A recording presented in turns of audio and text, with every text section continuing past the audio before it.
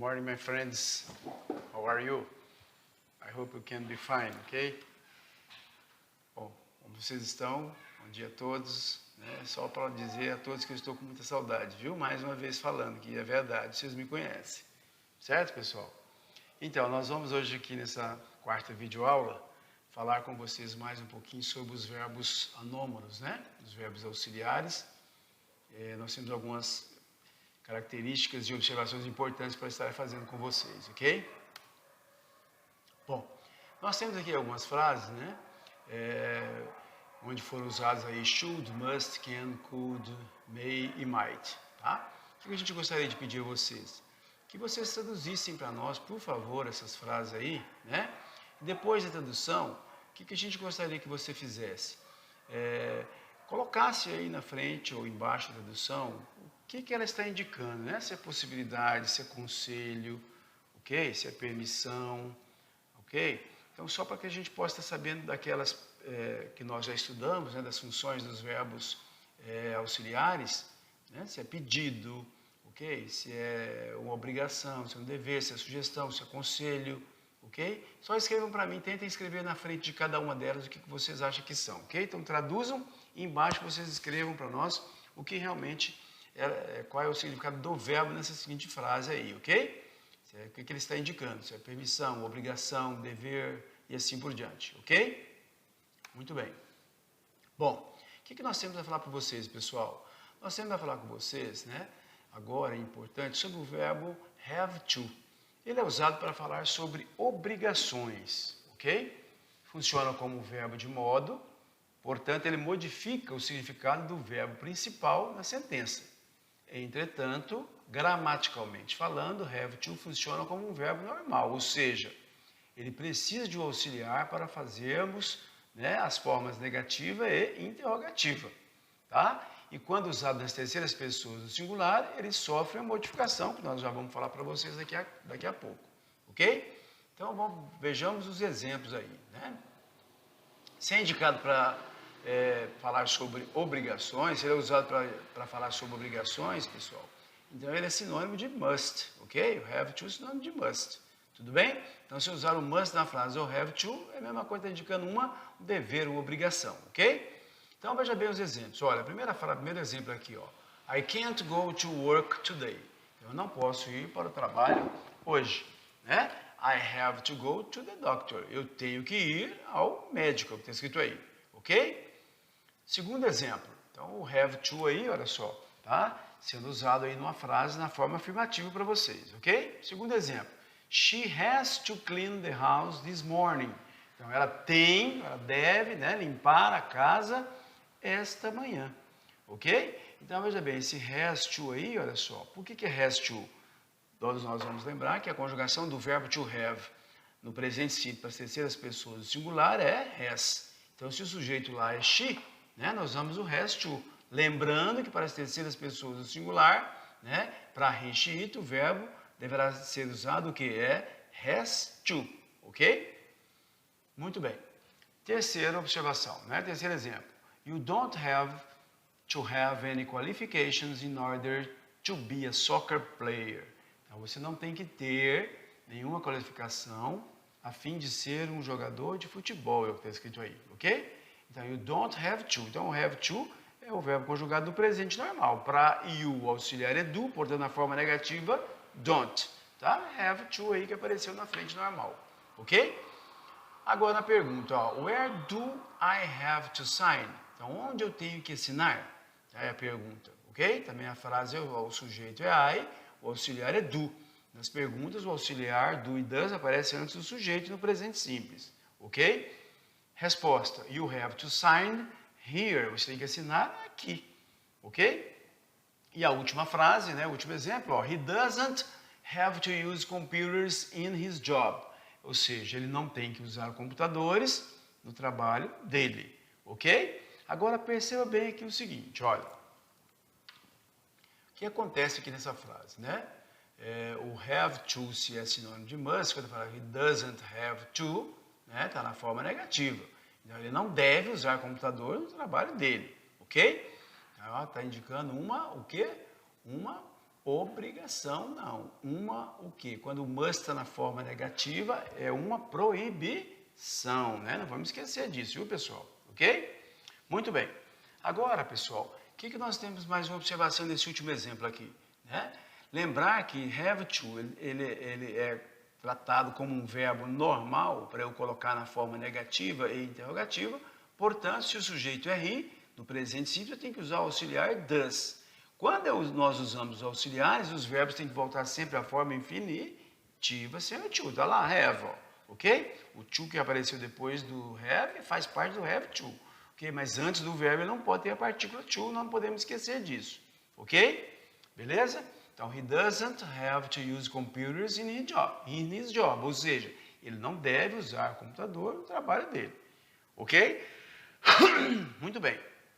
Isso aí, então, é uma observação importante sobre o verbo, né, have to, que nós temos aí, que é um verbo de modo, um verbo auxiliar também. Ok? Bom, agora, pessoal, nós gostaríamos que vocês lessem essas sentenças listadas aí, né, da atividade, e decida se as seguintes sentenças são verdadeiras ou falsas. Então, vocês vão ler aquelas atividades, aquelas frases que nós colocamos lá, pedimos para vocês traduzirem, né?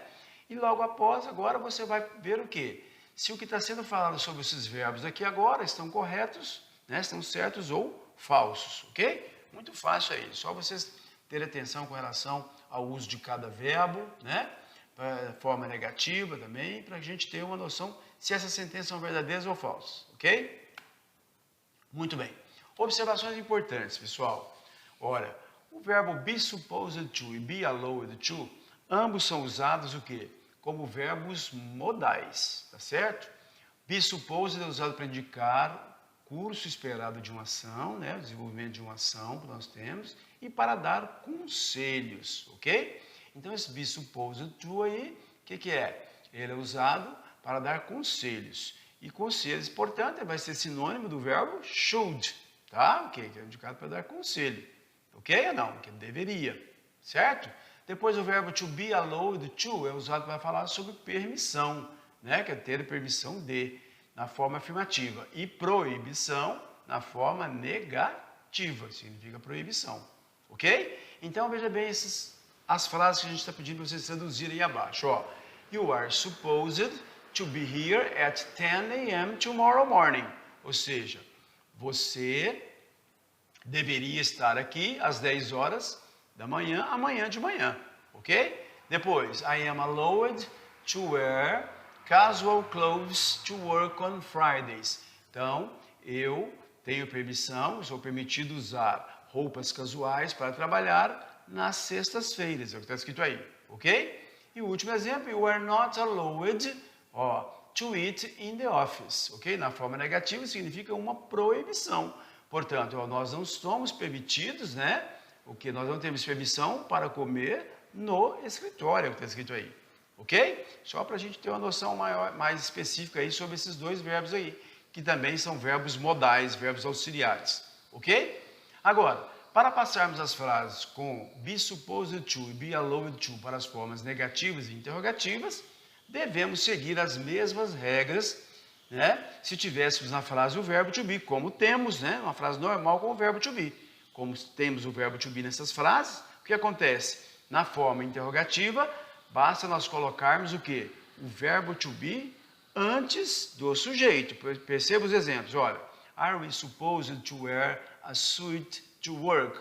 Então, o que acontece? Olha, nós deveríamos usar um terno para trabalhar, né? Ou outro exemplo, is he allowed to work from home once a week? Então, ele tem a permissão de trabalhar de casa uma vez por semana, ok? Então, o verbo is no início da frase, tá? Porque é uma forma interrogativa com o verbo to be, certo, pessoal? Então, é isso que a gente está... Uma observação importante quando aparecer para nós to be supposed, né, e be allowed to. Ok, pessoal? Muito bem. Agora, pessoal, com relação aos exercícios, nós temos algumas orientações básicas. Exercícios de gramática, geralmente, né, não são todas as vezes, mas na maioria das vezes, para que nós possamos resolver, é óbvio que nós temos que traduzir algumas frases. E esse primeiro exercício aqui nós temos que traduzir. Né? A tradução fica o seguinte, ó, the teacher said, o professor disse. quiet now. Guys, quietos agora. Garotos, né?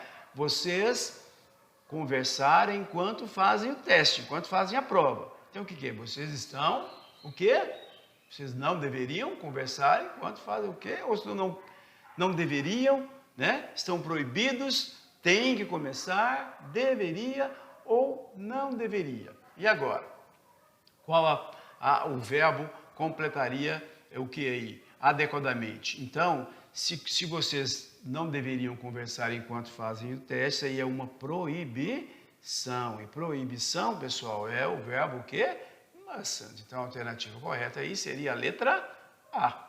Ok? Então, não esqueçam, né, de obviamente, analisar esse tipo de questão, né? Gramática em inglês vamos analisar, ok? Ou seja, analisando as questões para que nós possamos eliminar aquelas alternativas que são impossíveis de serem respostas, tá? E ficarmos, às vezes, em dúvida entre duas opções, ou seja, teremos 50% de chance de acertar ou errar a questão, ok? E, novamente, vocês vão ter que traduzir as de baixo para completarem com os corretos verbos anômalos, ok? Ou verbos auxiliares aí.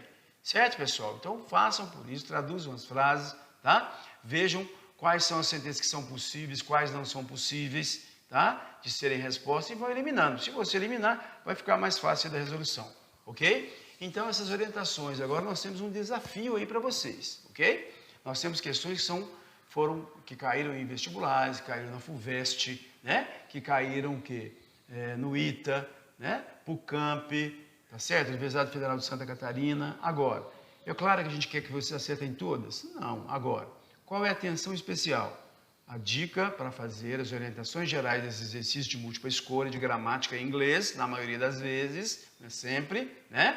Além de você, às vezes, ter que traduzir uma frase, né? Se a primeira frase estiver no passado, consequentemente a outra também vai estar, tá? Então, vamos partir para o método eliminatório, ok? Olha só o exemplo aí do quê? Da questão número 21.3. Olha só, por exemplo, complete com a forma verbal adequada. Então, ó, you out, sabemos que o verbo out to, ele tem que ter o to depois dele, pessoal. Então, sabendo disso, olha só, o que acontece? Eu tenho que ter um verbo com a partícula to antes, né? Porque vai ser seguido do out. Sabemos que a forma verbal é ought to ou should, né? São as duas formas que existem somente no passado, ok? Então, olha só, se é should ou ought to, o que acontece? Eu vou eliminar a letra A, a letra B, a C e a D. Só ficou para nós a qual alternativa? A letra E, certo? Então, é assim que a gente gostaria que você fizesse.